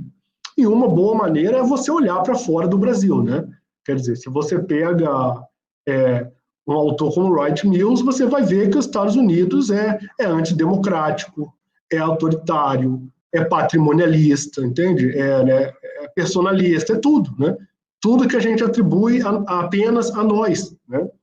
E aí, quer dizer, o Cícero fala de um certo marxismo e tal, e também toca na Lília, né? Quer dizer, aí o que você tem que fazer, né? Quer dizer, eu acho que se você for pegar não só no marxismo, mas uma coisa das estruturas, você tem que reconstruir os processos, né? Quer dizer, como eu tentei fazer no meu outro livro, que o Bill citou aí, né? Você tem desde os anos 70 um processo de construção desse capitalismo agressivo, né? Que vai estourar na crise de 2008 e vai estourar agora, né? Nessa crise cujas razões a gente ainda não conhece totalmente. E aí, o que a gente faz, né? Para romper com a coisa, né? Com a coisa da Lilia de Schwartz, que não é só dela, né? Quer dizer, veja bem como isso acontece, pessoal, e é muito complicado, né? O próprio Gessé Souza, né, que é um autor, né, que eu admiro profundamente, no certo sentido, mudou o argumento na medida em que ele vai aparecendo para o grande público, né? Agora a ênfase é toda no racismo. E no caso, se você ler os livros dele jovem, você vai ver que ele criticava uma série de coisas, né? Herança escravocrata e tal, né? E no caso da Lilia, quer dizer, de todo um pensamento que ela representa, a questão do autoritarismo tem a ver com isso, tem a ver com você não romper teoricamente e afetivamente com essas teses, né? E aí, quer dizer, quando o Ivan fala da coisa do budismo, a coisa ocidental, eu acho uma questão muito interessante, já vou entrar nela, pelo seguinte, Ivan, o que é o Ocidente, né, cara? Isso é uma definição muito complexa, né? Se você fala na China e tal, hoje, quer dizer, hoje o mundo todo é ocidentalizado, entre aspas, né? Você tem um capitalismo que ele padronizou uma cultura e uma moralidade, né? Você pega um executivo chinês, ele não pensa diferente do executivo brasileiro, né? Que é o termo que eu estou estudando agora, ou do executivo alemão ou americano, né? Você tem uma moralidade capitalista hoje que é global, né? E ela vai entrando não só nas culturas nacionais, né, se é que ainda dá para falar nisso, mas nas culturas locais também, né? Então, é difícil essa coisa primeiro, de definir o que é o Ocidente, né? E aí, isso toca no outro ponto teórico importante, que é se a gente pode se pensar fora disso, né? Quer dizer, você imagina, tem como pensar o Brasil hoje fora do mundo, né? Quer dizer, as nossas supostas categorias nativas, né, que aí tem a ver com a tese de sermos autoritários, elas ainda são puras, entende? Seriam puras no mundo globalizado, né, onde a gente tem contato com a própria cultura capitalista, né, de consumo, né, de estilo de vida, de competição, entende? Que se impõe, né? Ela é global. Então, a dificuldade aí é se a gente tem como manter categorias nativas, né? Eu acho que não, né? Eu acho que hoje o Ocidente é mundo, entende? De forma muito assim, Brasil é mundo, né? Inclusive, a gente precisa compreender isso para romper com as teses do nosso nacionalismo metodológico, né? Que é um conceito aí que eu tomo do Ulrich Beck no meu outro livro, né? Não dá para ficar nessa coisa de que é Brasil. E aí onde está o problema, né? Percebam bem, que aí já toca na questão, voltando ao Cícero, né? No fundo, a questão é o autoritarismo, né, que a gente está discutindo. suposto autoritarismo nosso, né? Como funciona o mito, né? Voltando na teoria, né?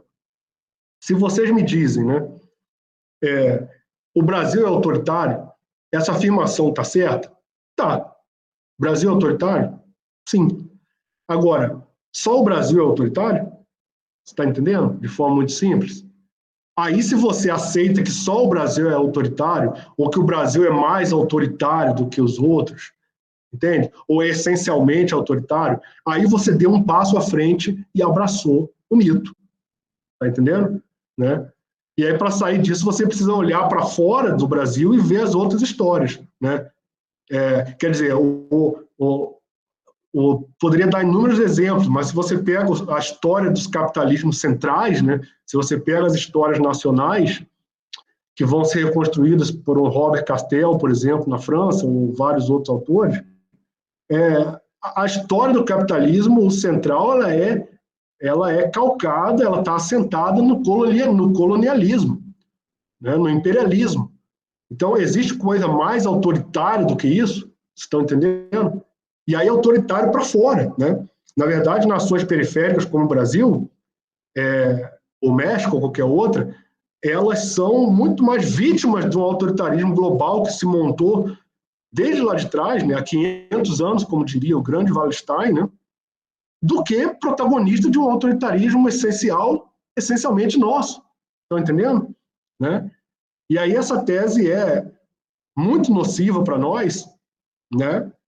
Porque ela cai como uma luva em momentos como agora, né? No qual todos os olhos vão se voltar para o Brasil, né? E aí essa tese equivocada da nossa academia, porque isso é coisa de acadêmico, né? É a gente que montou isso, lê-se Lilia Schwartz, né? Ela vai confirmar esse senso comum sobre o Brasil. Estão entendendo? Né? E aí a gente precisa romper com essa noção que, no fundo, é um essencialismo cultural. No fundo, acho que o ponto é esse. Se remeter a exemplos externos aí, né? Várias experiências autoritárias que não são só, né? Curioso, que aí se você sair do Brasil, as pessoas vão falar, então, o capitalismo autoritário na cultura oriental, né? Japão, a própria China, né? Não é mais do que isso, entende? Né? As nações centrais ditas democráticas, né? França, Alemanha, Inglaterra, estão entendendo? Lideradas pelos Estados Unidos da América, né? Você tem literatura aí que mostra tudo isso. Elas que vão montar o capitalismo como ele é, né? E ele é autoritário para fora, né? Você explora as nações externas, né? Que é a história de um país como o Brasil. Então, não é um problema essencialmente nosso. Acho que é um pouco por aí. Muito obrigado, Fabrício. Foi bom você ter colocado esse ponto, que eu quero problematizar exatamente esse depois da fala do Jean. Tá com você, Jean. Olá, boa tarde a todos. Parabéns pela apresentação, Fabrício. Eu gostei bastante de sua fala. É sempre bom, num momento como esse, a gente fazer um apanhado historiográfico, né? Tomar pé da nossa historiografia, né? Sendo que nesse momento que há grupos, por exemplo, que estão jogando os livros de história, né? E a gente precisa retomar a nossa historiografia para poder compreender melhor o Brasil, né? Tentar encontrar alguns pontos em que a gente possa, né, encontrar erros que a gente não repita no nosso presente ou no futuro, né? Eu gostei da apresentação, mas me incomodou um pouco quando você entrou nessa crítica a um grupo dos pianos, né, da Chauí e da Lilian Schwartz, né? Eu acho que essa crítica ela se bateu assim muito forte em mim, porque eu acho que talvez eu faça parte desse grupo que compartilha dessa visão, né, que vem desde a Maria Silva de Carvalho Franco, né, vendo o Brasil como né, observando, por exemplo, a violência presente nas configurações das relações, né, especialmente essa violência impulsiva, né, que tá presente na característica dos costumes dos homens da nossa sociedade tradicional, especialmente do sertanejo, né, de parte do Brasil, né? Então, esse grupo percebeu essa ruptura, né, com o universo de uma sociedade simbólica da sociedade tradicional, né, mas ao mesmo tempo fundou uma estrutura de desigualdade, sem romper com essa perspectiva e com essas características, um costume assim autoritário que você está tentando negar ao, sabe assim, comparar, por exemplo, com outras sociedades, né, europeias. Você está chamando a atenção que assim que não é só o Brasil que seja autoritário.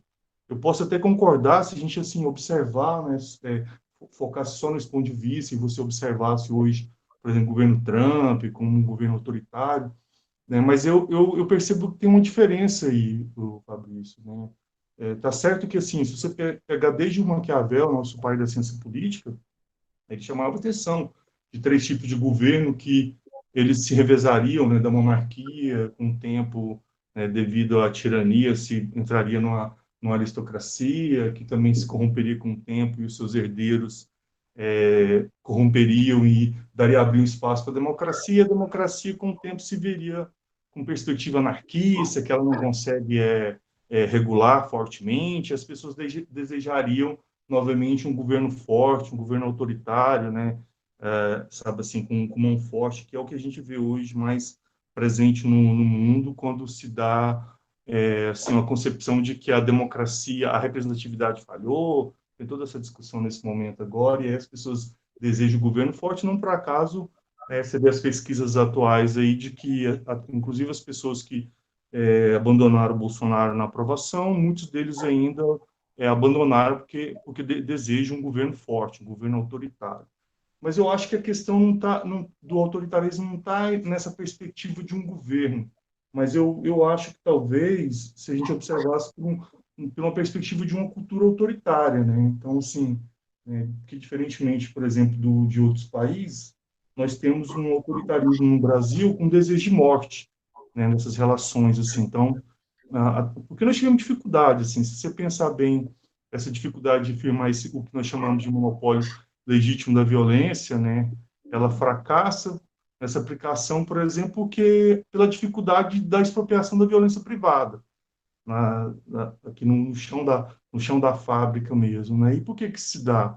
Porque o monopólio legítimo da força física, e Elias, não depende só da instituição Estado, né? Então, assim, há uma parte fundamental que é dos indivíduos, né? Então, essa questão, por exemplo, do autocontrole, que se dá com base nos sentimentos, como, por exemplo, o medo, né, a vergonha, o embaraço, por exemplo, se eu não me sinto incomodado, não tenho vergonha de agredir a outra pessoa, ou não me sinto embaraçado, por exemplo, quando eu vejo a polícia agredir alguém, bater, ou quando meu vizinho bate na esposa, né? Então, eu estou normalizando isso, então, assim, sabe, não tem algo, por exemplo, que produza mudança, porque a mudança ela só acontece se tem esse embaraço, né? Então, assim, você tem embaraço, você tem medo de ser punido pela instituição estatal, se há uma vergonha pelos seus atos e esse embaraço que percebe que as coisas não estão bem encaixadas. Então, sabe assim, por que eu estou chamando a atenção que o Brasil ele acaba sendo diferente de outros lugares?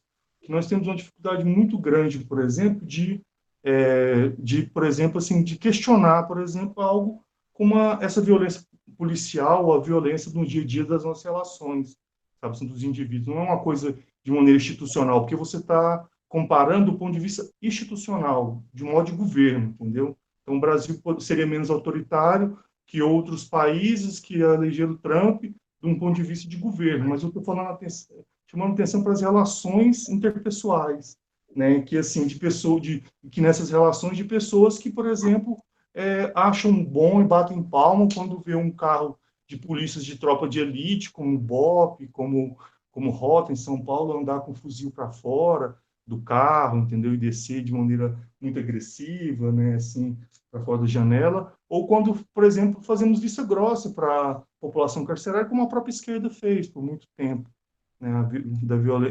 Da população carcerária nossa muito grande, pessoas que não foram julgadas, né? Então, eu acho que, assim, eu só queria entender um pouco isso, né? E te perguntar que talvez você não esteja fazendo uma comparação de coisas diferentes quando você nega, por exemplo, essa cultura autoritária no brasileiro, que teve dificuldade, por exemplo, de introduzir essa autorreflexão, que é importante para esse autocontrole na colaboração, por exemplo, de uma certa vida em sociedade, sabe assim, uma sociedade. Porque, aí, se você lembrar, por exemplo, Elias, nos alemães, ele percebe, por exemplo, os indivíduos não como as pessoas são boas. Para ele, todas as pessoas elas têm essas emoções que precisam ser autocontroláveis, precisam ser controladas, entende? Porque, tanto é que ele fala a pergunta, você não deveria perguntar no Brasil por que as pessoas se matam tanto, né? Mas o contrário. Por que as pessoas, por exemplo, vivem de maneiras muito diferentes e não se matam, né? Mas, por exemplo, quando a gente compara com outros lugares, nós temos uma porcentagem de morte no Brasil que é altíssima, comparando com os mesmos países que você está dizendo que são autoritários como o Brasil. Nós temos taxa de mortalidade em lugares que chegam a 60 por 100 mil, entendeu? Né? Ou 40, ou 20, que é muito alto, por exemplo, para lugares onde isso chega, por exemplo, a 2, 3, 4, ou talvez até 10. Então, né, é mais nesse sentido que eu gostaria de questionar se você não está comparando coisas diferentes para negar esse autoritarismo, né, na cultura brasileira. Obrigado. Ô, Xará, eu vou encaminhar também aqui uma colocação da professora Márcia Regina Barros, da USP, né? A gente fica muito honrado com a presença dela aqui, que ela diz que não concorda, né, que os autores e autoras que você citou, eles digam que o autoritarismo é só brasileiro também, que eu acho que é algo que o Jean também colocou antes, né? Agora, eu só queria complementar esse último bloco de questões com a seguinte questão, né? Eu acho que está muito claro a ideia de que o Brasil não é um país inautêntico, né? Eu acho que essas críticas já foram feitas, né? Que o país, na verdade, ele tem elementos né, que caracterizam, vamos dizer assim, um tipo de formação que é única. Na verdade, os tipos de formação que os países têm, né? Você vê a Benedict Anderson e outros que trabalham com a ideia de nação, eles são únicos, e você coloca um pouco isso também no seu livro, dos arranjos e tudo, né? Mas a minha questão é que não parece um pouco contraditório a gente afirmar que esses elementos de tipificação de uma nação não são importantes para a configuração dessa nação a diferença de outras, e isso, de alguma forma, não estruturaria entre nós determinadas dinâmicas que são únicas, né?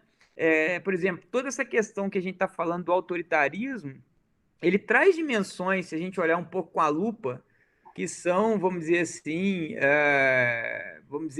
são manifestações que você não encontra, talvez, no mesmo volume, na mesma quantidade, na mesma intensidade, ou seja, essas variáveis sociológicas, elas não serviriam para a gente pensar o país, de alguma forma, como elementos que são característicos, né? Isso não nos levaria, assim, de alguma forma, a pensar o Brasil a partir de dimensões que são próprias, né? Enfim, eu tenho pensado muito isso, porque a minha pesquisa recente ela toca exatamente numa certa ideia de que o cientista brasileiro ele tem um componente de autodepreciação. A gente conversa com o cientista brasileiro, ele se autodeprecia, se comparando a outros países do mundo, né? E às vezes fazendo pesquisas que ninguém faz, só ele faz, só ela faz, e ela e ele ainda assim se colocam como inferiores a outros espaços do mundo. Então, esse elemento cultural, eu diria, que é uma certa autodepreciação, que alguns chamam pejorativamente de viralatismo, ou outros de mazombismo, né? Como outros, né? Quer dizer, essas dimensões, se a gente colocar a lupa sociológica, a gente consegue ver aí essas diferenças. Você não pensaria um pouco também nessa direção? São essas as questões, meu caro.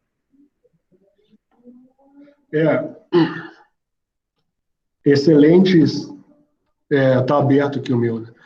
Nossa, gente, excelentes questões, extremamente difíceis, né? Eu vou tentar novamente reagir ao bate-bola aqui. Também quero saudar aí, agradecer a pergunta do Jean, né, e também da professora Márcia Regina. Muito obrigado. Acho que é um debate de fundamental importância. Então, quer dizer, acho que a gente não... Quer dizer, vou direto aqui primeiro, acho que as questões se tocam, né? A gente continua falando do autoritarismo. E o Bill traz a questão da nossa singularidade, no fundo, né? Ou suposta.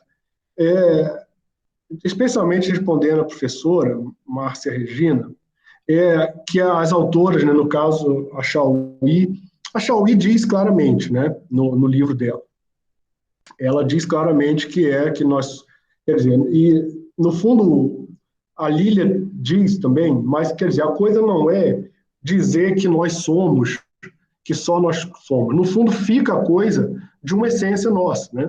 Quer dizer, se você lê a coisa e qual é a alma do negócio, né? Qual é o argumento central, no fundo é a nossa singularidade, que é essencialmente autoritária, né? Você termina de ler o livro, a mensagem me parece estar muito clara, né? E aí a gente sai disso como, né? Quer dizer, eu acho que o exercício difícil é você conseguir sair do Brasil, né? Você conseguir olhar o Brasil de fora. Aí você precisa olhar para outras nações, né? Já pensando aqui na questão mais do Jean, né? Vamos lá, né? Vejam bem, você para pensar em países muito semelhantes ao Brasil, como eu acho o México um bom exemplo, né? Que é um país grande também, pobre. Não tem diferença essencial nenhuma, né? Na forma de reprodução da nossa, quer dizer, da desigualdade, né? Da forma como a gente percebe as coisas, do racismo, de tudo. É muito parecido, né? E aí, se você vai para um país como os Estados Unidos, que são, e aí sim, significativamente diferentes da gente,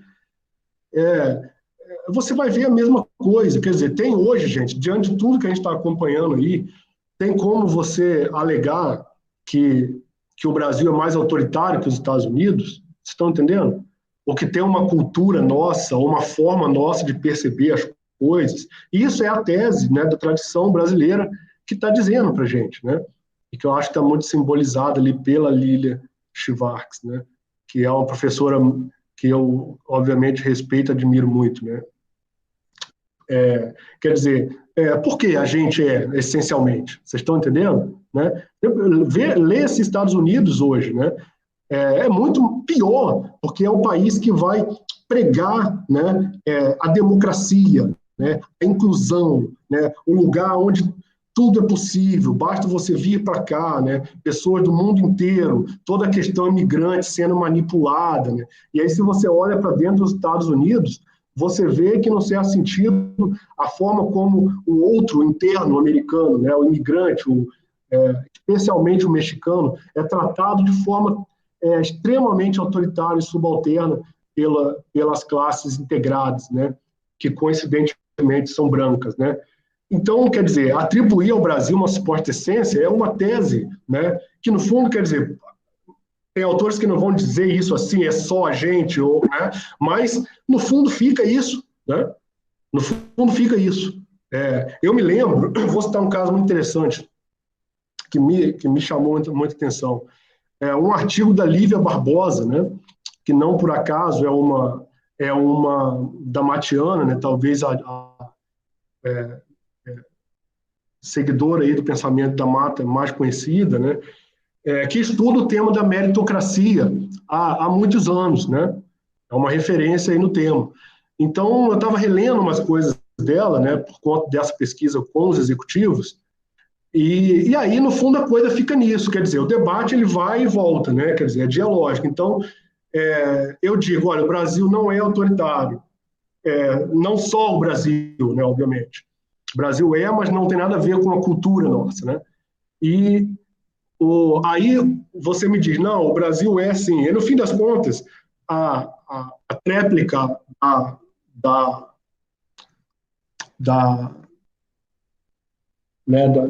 dessa autora, né, ela vai dizer o quê, né? Desculpa, gente, que meu telefone tocou aqui, me distraiu aqui. O que a Lívia Barbosa vai dizer além é que, no fim das contas, sim, nós não, tudo bem, o Brasil também existe corrupção em outros lugares, né? Também existe, né? Quer dizer, a meritocracia em outros lugares, mas no fim das contas, nos outros países se pune mais, né? Então, quer dizer, é um argumento totalmente afetivo, né? Se pune mais do que aqui, como assim? No Brasil o bicho está pegando, né? Com todas as distorções aí da Lava Jato, né, por exemplo, mas o bicho está pegando, quer dizer, você tem punição, você tem o problema em evidência, sendo tematizado o tempo inteiro, né? E aí você atribuir certas coisas ao Brasil, você insistir que é só Brasil, ou que no fim das contas, no nosso caso, seria mais, né, que no fundo o debate cai nisso. Não, tem, em outro lugar tem, não sei o que, a Alemanha tem, mas é logo punido, né, não sei o que, não. Você tem esquemas de corrupção clássicos, né, que foram escondidos por anos, e depois vieram à tona nos países centrais, né? Então, não dá, né? No fim das contas, você fica com um argumento afetivo, não, tá, ok, existe, mas no Brasil é mais. É mais por quê? Né? Não estou convencido. E não estou convencido que tem a ver com a cultura brasileira em si. Porque aí a gente cai no mito. Volto a dizer, né? Se você afirma o Brasil é um país autoritário, sim, está correto. Mas se você afirma que ele é mais autoritário do que os outros, aí você deu um passo à frente e abraçou o mito, né? Não posso, não, quer dizer, não consigo concordar com isso. Basta você olhar para outros países e volto a dizer, especialmente os Estados Unidos. Né? E aí a gente se debate, né? Aí entrando na questão do Bill, a gente se debate, Bill, com no fundo, com o problema da singularidade, né? E veja bem, o problema é difícil, porque de fato existe uma singularidade, né? Eu não posso dizer, ninguém vai dizer, não, é tudo igual, os países são todos iguais e tal. Não, é claro que não é isso, né? A questão é qual é o limite de você perceber as singularidades, né? Qual é o limite, né, entre nós percebermos as singularidades empíricas dos países e a gente dar um passo à frente e entrar nas teorias essencialistas sobre os países. Vocês estão entendendo? Que é a mesma coisa que você dizer que a cultura autoritária no Japão vai explicar o capitalismo japonês. Isso é essencialismo cultural, né? Ou a chinesa vai explicar e tal. Não, o chinês hoje joga o jogo igual ao americano, né? Não tem negócio de essência, vocês estão entendendo, gente? Quer dizer, as regras são as mesmas, né? Uma guerra econômica, as instituições são todas semelhantes, as agências de regulação são internacionais, né? Os executivos chineses são tão agressivos quanto os americanos. Então, se você ficar ali fazendo um esforço de ver o chinês em si, você não vai achar nada, né?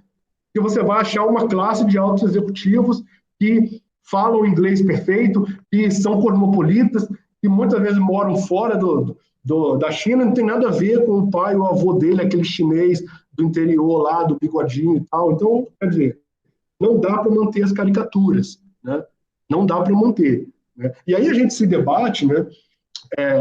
Porque a questão é essa, existe uma singularidade, sem dúvida, né? Como eu estava dizendo sobre Gilberto Freire, que a gente bate, né? A gente continua batendo no cachorro morto. Freire era racista, conservador, não sei o quê, e ele é um autor que foi em tudo isso, no certo sentido.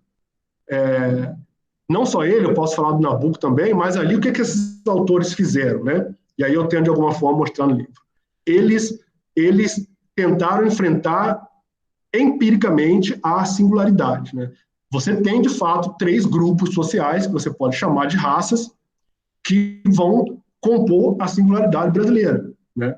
Que é diferente dos povos do restante da América Latina, como, por exemplo, Sérgio Buarque de Holanda vai perceber, né? E aí você precisa analisar a história dessa trajetória, e aí a gente se debate, né? Daí o fato de o Gessé, por exemplo, ter feito a sua conhecida crítica ao que ele chama aí, um termo que o Bill citou, né, de sociologia da inautenticidade, né? Ou seja, para ele, o pensamento dominante brasileiro seria esse do complexo de vira-lata, né? Nós somos inautênticos e tal, não sei o quê, né? Nosso colega Sérgio Tavolaro também, né, que é professor aí também da casa, ele tem um artigo interessante sobre o Freire, né, no qual ele mostra também que existe um esforço, quer dizer, Freire, no fundo, se debate com a singularidade e não tem como não se debater, porque ela existe. O desafio é tematizar a singularidade, né, eu acho, e é um desafio difícil, né, quer dizer, precisamos fazer juntos, né, rompendo efetivamente com o mito, né? Não dá para dizer mais, pleno século XXI, que o Brasil é um país essencialmente autoritário, então, né? Quer dizer, rompendo com esse passo além no qual você entra na ideologia e entra no mito, né? Por exemplo, como você faz isso hoje? Você precisa pensar o Brasil no mundo, né? Você tem hoje um governo de extrema direita que não é só brasileiro, né? Quer dizer, que não é só no Brasil que está acontecendo, obviamente. E o que há de singular aí, na minha opinião, é o que eu estou defendendo no livro. É o mito. É a forma como ele vai enganar o povo brasileiro. É o conteúdo desse mito que vai ser mobilizado. Olha, gente, Brasil, nós somos isso aqui, e é o jeitão também brincalhão, vão tomar cloroquina, não sei o quê.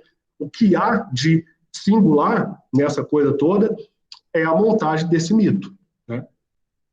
O que há de universal, que tem a ver com o capitalismo global, é a forma como o sistema global hoje se reproduz, né? Como a moralidade global, né? Quer dizer, com critérios de reprodução das regras do jogo, que são montados pelo capitalismo financeiro e que são globais, né? Quer dizer, se você vai nas grandes cidades, né? Se você vai nos círculos das pessoas que atuam próximas à Bolsa de Valores, você não vai achar nenhuma diferença entre São Paulo, Xangai, né? Bangkok, né? Ou Nova York. Eu acho que uma coisa vai um pouco nessa direção. Talvez o desafio hoje seja, né, a gente pensar na singularidade empírica do Brasil, ou seja, no fato que você tem, por exemplo, 60% da população na indignidade, né? Quer dizer, isso é empírico, né? E isso é um número que talvez seja singular, mas pensar isso sem apelar para as teses que talvez explicaram o Brasil há 100 anos atrás, né? Que nós somos essencialmente autoritários, né? A terra de barões, né? Toda essa coisa, né? Eu acho o livrinho da Mariana Chauí bem simbólico, porque ela diz isso com todas as letras, e ao mesmo tempo você vê que ela está tentando ser crítica, ela está tentando explicitar, e é como você, quer dizer, é como a metáfora do cachorro que corre em volta do próprio rabo, né? Você não consegue sair do círculo da explicação da essência do autoritarismo brasileiro. Então, para mim, a tentativa de sair é olhar para fora, é romper com o nosso nacionalismo metodológico. Acho que é um pouco isso. É uma Obrigado, para a gente Xará. ir, obviamente. Eu vou encaminhar para o final aqui, lembrando as palavras do Gregory Bateson, né, que dizia que, se você olhar, no fundo, tudo é diferente. Mas, para o analista, o importante é a diferença que faz a diferença, né? O Luhmann toma isso também para defender a mesma ideia de que a boa sociologia é feita a partir daquilo que você identifica como a diferença que é realmente importante para produzir outras diferenças. Aí eu queria que vocês me dessem a permissão para um spoiler, simplesmente um spoiler do livro do Fabrício, em que ele diz assim, que é uma pista que eu acho interessante de qual é a diferença do Brasil realmente e por que essa diferença é tão importante. E ele diz assim, ó: a permanência de uma desigualdade econômica e sociocultural, tanto no Brasil quanto no mundo, confirmada por um grande número de estatísticas, só será questionada quando tomarmos consciência de que tal desigualdade é o verdadeiro grande crime em curso no momento atual da história da humanidade. Os crimes de Mariana e Brumadinho, bem como o retorno de um discurso nacionalista, agressivo e manipulado em todo o mundo, estão apontando o caminho para a compreensão do problema. É preciso, contudo, enxergá-lo, né? Bom, com isso eu finalizo aqui, agradecendo a presença de todas e todos, e principalmente agradecendo a presença do professor Fabrício entre nós. Para só atualizar um pouco a nossa agenda, na semana que vem, no mesmo horário, no mesmo canal, nós vamos ter o lançamento do livro do Edemilson Paraná, chamado Bitcoin, a moeda... me desculpe, eu vou esquecer, mas o título é Bitcoin, o nome é o Edemilson Paraná, que é professor da Universidade Federal do Ceará. Então, de antemão, estão todas e todos convidados. E, novamente, professor Fabrício, muito obrigado pela palestra, foi um aprendizado e tanto. Eu que agradeço, meu querido, agradeço a todos e todas aí pelas questões excelentes, né? Não temos respostas fechadas, obviamente, né? A gente está simplesmente entrando num debate aí de mais de 100 anos, né? Então, acho que podemos seguir tentando aprender juntos. Muito obrigado. É isso aí, gente. Obrigado novamente e até a próxima sexta-feira. Tchau, obrigado, gente. Querido. Grande abraço, gente. Muito obrigado.